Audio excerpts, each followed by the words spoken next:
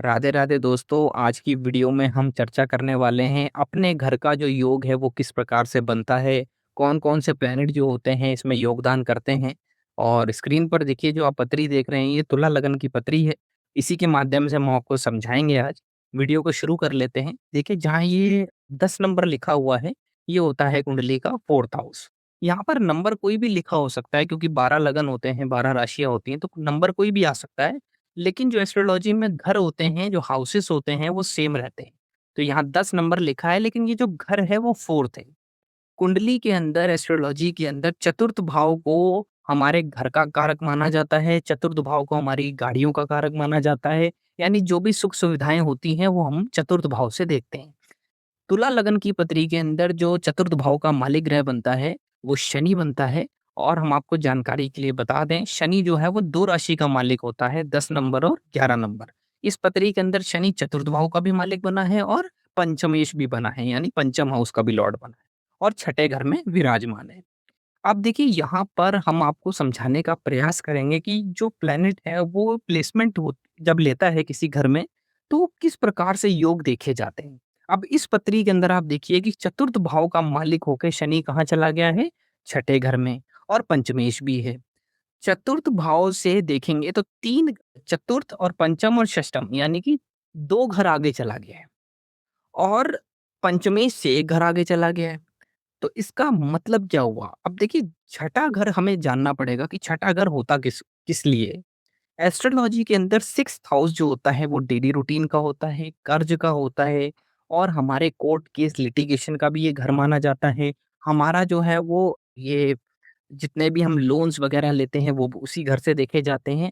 तो यहाँ पर चतुर्थ भाव की जो ओनरशिप लेके शनि विराजमान हुआ है, इसका मतलब ये हो गया कि इस व्यक्ति के जीवन में जब इसको घर बनाने का समय आएगा, तो वो घर किस चीज़ पर बनेगा? वो इसके जो है वो उसके लिए इसको जो है वो कुछ लोन्स वगैरह लेने पड़ेंगे, कुछ कर्ज की जो है वो इसको उठाकर जो है वो अपना घर बनाना पड़ेगा। कुछ लोगों को आपने देखा होगा कि वो बैंक से लोन वगैरह ले लेते हैं और उसको पे करते रहते हैं और अपने घर को जो है वो धीरे-धीरे अपने नाम करते रहते हैं। तो वो तब होता है जब कुंडली में चतुर्थ भाव का मालिक छठे घर में चला जाए और वहाँ पर जाके जो है वो विराजमान हो जाए, जैसा कि इस कुंडली में हो रहा है।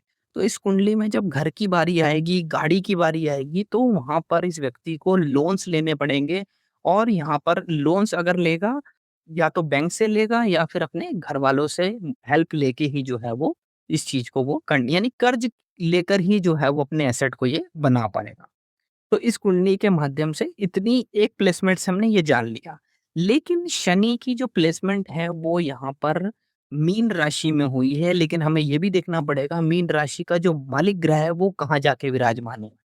अगर आपको नहीं पता है तो हम आपको बता दें, जहाँ ये 12 नंबर में शनि विराजमान हुआ है, इस घर का जो मालिक ग्रह होता है वो गुरु होता है, गुरु यानी जुपिटर। और जुपिटर इस कुंडली के अंदर देखिए 10th हाउस में जाके एक्सॉल्टेशन में पड़ा हुआ है। एक्सॉल्टेशन यानी उच्च राशि का पड़ा हुआ है। अब देखिए छठे घर में शनि आया, जो कि कर्ज की स्थिति को बनाएगा घर लेते समय। लेकिन गुरु जो है वो उच्च का हो गया और नवी दृष्टि से शनि को देख रहा है। गुरु की 3 दृष्टियाँ होती हैं, 5वीं, 7वीं और 9वीं। और यहाँ पर बैठा हुआ गुरु, जहाँ 4 नंबर लिखा है यहाँ पर गुरु विराजमान है। यहाँ पर बैठा हुआ गुरु अपनी नवी दृष्टि से शनि को देख रहा है। इसका मतलब ये हो गया कि इस व्यक्ति के जीवन में जब इसको घर, गाड़ी लेनी पड़ेगी, तो इसको मदद करने के लिए इसको हर तरफ से सपोर्ट मिलेगा, क्योंकि गुरु उच्च का हो गया।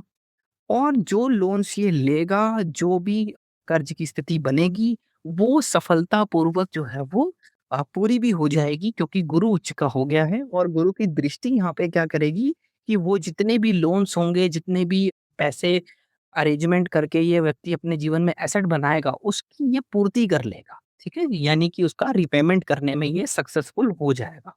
बहुत सारे लोग ऐसे हैं जो लोन ले लेते हैं बट वो रिपेमेंट नहीं कर पाते हैं। वो तब होता है जब 6th हाउस का लॉर्ड कहीं जाके वीक हो जाए या फिर वो सपोर्ट ना कर रहा हो। लेकिन यहाँ पर ऐसा नहीं है, यहाँ पर गुरु जो है वो 10th हाउस में चला गया है।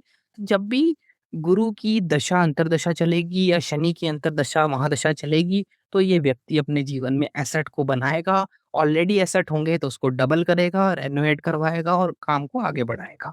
तो दोस्तों सिर्फ एक प्लेसमेंट के माध्यम से आप ये नहीं जान सकते हैं कि आने वाला जो कुंडली है वो आपको किस तरह से सपोर्ट कर रहा है।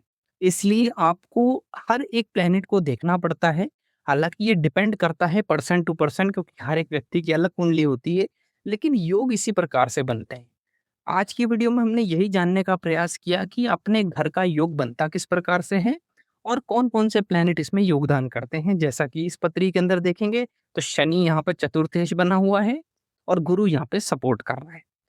और गुरु की दशा में भी ये अपने घर को बनाएगा, क्योंकि गुरु की 7वीं दृष्टि कहाँ पर पड़ रही है? 4th हाउस में 9वीं दृष्टि पड़ रही है चतुर्थेश पे।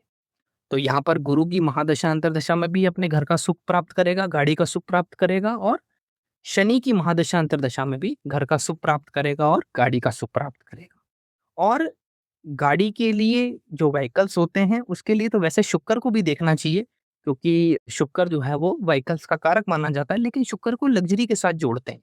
इसलिए अगर आप सिर्फ़ ये जानना चाह रहे हैं कि घर-गाड़ी बन जाएगा या नहीं बनेगा, तो आप सिर्फ़ चतुर्थेश को देखें। लेकिन अगर आप ये जानना चाह रहे हैं कि बहुत लग्ज़रियस चाहिए, बहुत ब्रांडिंग वाला जो प्रोडक्ट होते हैं, जो घर होते हैं, वो चाहिए, तो उसके लिए फिर वीनस भी देखना पड़ता है, फिर मंगल भी देखना पड़ता है, यानी कि ओवरऑल आपको सब देखना पड़ता है।